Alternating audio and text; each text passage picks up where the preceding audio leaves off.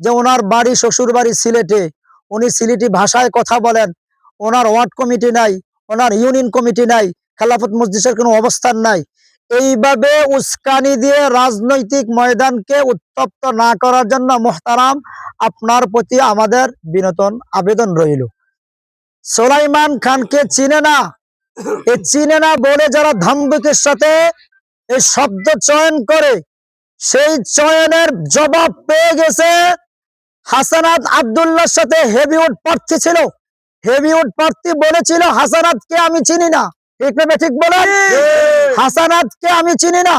আল্লাহ এই প্রার্থীর এই ধম্বককে পছন্দ করেন নাই, আজকে ময়দানে ঋণ খেলাফির কারণে ওনা আউট হয়ে গেছে। মোহতারাম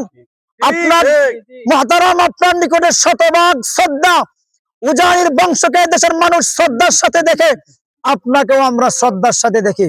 মিথ্যা তথ্য দিয়ে আমাদের প্রার্থী সম্পর্কে যে মিথ্যা তথ্য দিচ্ছেন আমরা কোনোদিন মেনে নেব না। খেলাফত মজলিস কারো সমালোচনা করে না, কারো সমালোচনার জবাবও দেয় না, নীরবে বিপ্লব ঘটবে ইনশাআল্লাহ। ময়দানে খোঁজ নেন, ময়দান খোঁজ নেন। 11 দলীয় জোটের পক্ষ থেকে চান্দিনাতে দেয়ালগড়ি মার্কা দেওয়া হয়েছে। দেয়ালগড়ি মার্কার যতদিন আমরা পেয়েছি প্রতীক পাওয়ার পরে আমরা রাত দিন 24টা ঘন্টা একাকার করে দিচ্ছি। আমরা আল্লাহর জমিনে আল্লাহর আইন প্রতিষ্ঠা করার প্রতিশ্রুতি দিচ্ছি।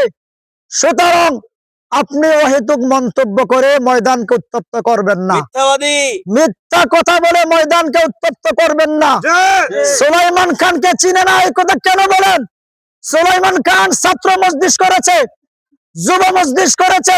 সুলাইমান খান দুবাই শাখার খেলাফত মজলিসের সভাপতি এবং গোটা বাংলাদেশে খেলাফত মজলিসের একজন ডোনার। প্রিয় শ্রদ্ধার মোহতারাম, আপনি খেলাফত মজলিসের একজন উপদেষ্টা ছিলেন, আমরা বলিনি এই কথাগুলো।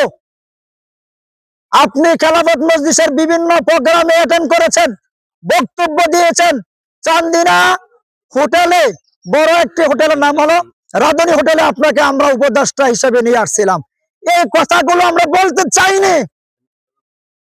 আপনি ইসলামী আন্দোলনের একজন সদস্য আমরা জানি, কিন্তু মুহতারাম আমরা এই রাজনৈতিক ময়দানে উত্তপ্ত করতে চাইনি, বিতর্কিত চাইনি। আপনার বাসায় আপনার সাংবাদিক সম্মেলনে আপনি যদি এভাবে একজন 10 দলীয় প্রার্থীকে কটূক্তি করেন, পরিণতি ভালো হবে না মুহতারাম।